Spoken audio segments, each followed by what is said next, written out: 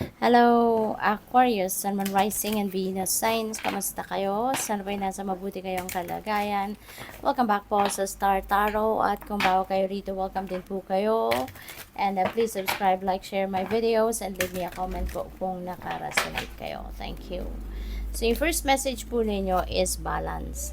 Ayan. So, balance is being asked of you rito, no? Aquarius, maybe kailangan ninyong ibalik no, sa balanse ang buhay ninyo. Kailangan ninyong mag-take action para magkaroon kayo muli ng oras no, sa bawat area of your life.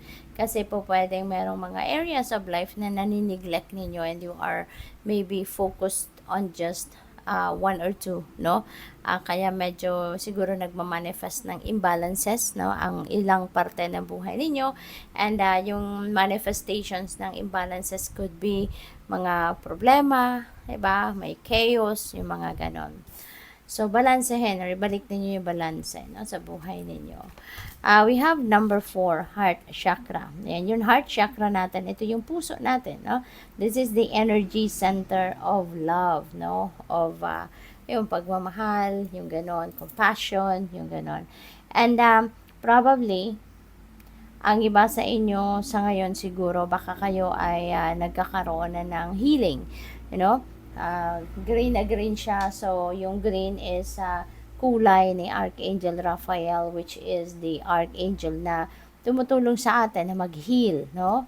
At probably ang iba sa inyo merong mga emotional burden or emotional troubles na pinagdadaanan, and maybe sa ngayon you will be healed, or baka mararamdaman ninyo na unti-unti luluwag na yung inyong pakaramdam, unti-unti makakalimutan nyo na, or yung mga sama ng loob ninyo, yung mga ganon, or siguro mapapansin nyo na you are releasing any emotional burden, no, from here on.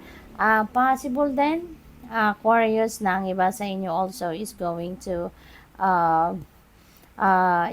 be healed from siguro heart ailments, no? Ang iba sa inyo siguro no, nagkaroon ng problema sa puso, yung physical na puso, and maaaring ngayon you will be able to recover na from that ailment, no? So, what else? We have prosperity begins. Napakaganda. So, magkakaroon ng pagbabago ang financial, no? Area of life.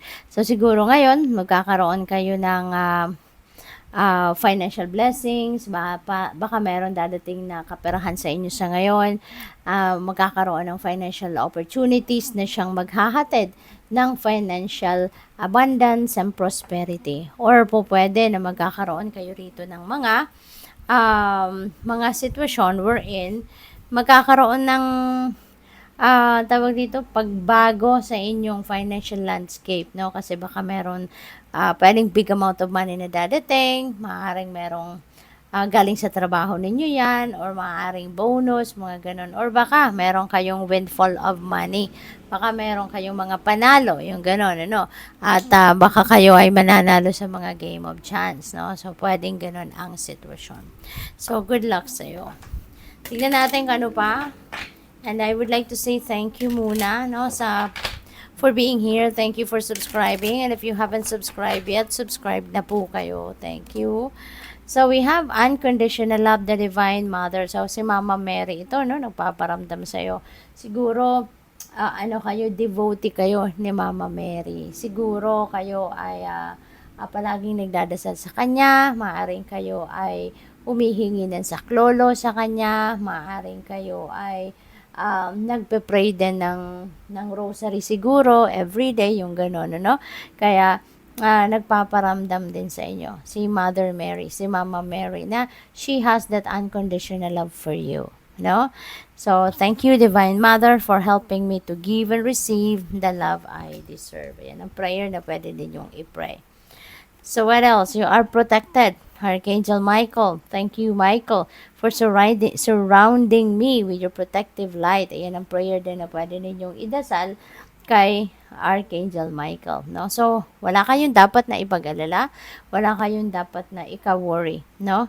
Kasi protektado kayo, no? There is a promise sa inyo si Archangel Michael na you are protected, no? Kaya wag kayong matakot, okay? Wag kayong matakot, wag kayong mag-alala. Kasi nandiyan siya, binabantayan ka, binabalot ka niya ng kanyang blue sapphire sword of light para maprotektahan ka, mailayo ka, no, sa lahat ng negative energy, sa lahat ng mga negatibong pangyayari. Okay?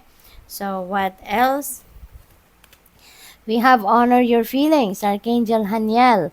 Thank you, Haniel, for supporting me as I honor my emotions. Ayan, nandito rin si Archangel Haniel na ang tawag dito, magsusuporta sa'yo, magtutulong sa'yo, na ma-honor mo yung mga nararamdaman mo. Kasi po pwede na ang iba sa inyo dito, hindi nagkakaroon ng lakas ng loob na naramdaman ninyo kung ano talaga yung totoong ninyong nararamdaman. Maybe, ang iba sa inyo, sinusuppress ninyo yung inyong mga nararamdaman. Maaaring hindi ninyo inilalabas kung anong totoo ninyong saloobin, ang totoo ninyong nararamdaman. If you are sad, maybe sa loob ng puso ninyo, you are deeply sad, pero ang pinoproject ninyong energy or pinoproject ninyong makita ng mga tao is happiness pa rin. Diba? So, despite the lungkot na nararamdaman ninyo, ang pinapakita nyo pa rin ay kasiyahan, no? At maaring, ano mo yun, you are, in a way, parang you are pretending, di ba, na to be something else or to be someone else. Yung ganon, ano, kahit hindi naman. Kaya, this is an invitation para sa'yo. No? Honor your feelings, okay? Damdamin ninyo yan, kaya hindi masama na ipakita ninyo, i-express ninyo kung ano ang totoong nararamdaman ng inyong puso. Be authentic, no, to yourself, okay? Kasi yung kapag honest ka sa sarili mo, kapag honest ka sa nararamdaman mo, then it's very liberating, 'di ba? Parang malaya kang ipahayag kung ano ang inyong nararamdaman. Mas magaan, no, ang pakiramdam, wala kang itinatago, wala kang sinusugarcoat, ayun ganon. So, good luck. Thank you for watching Love and Light. Namaste.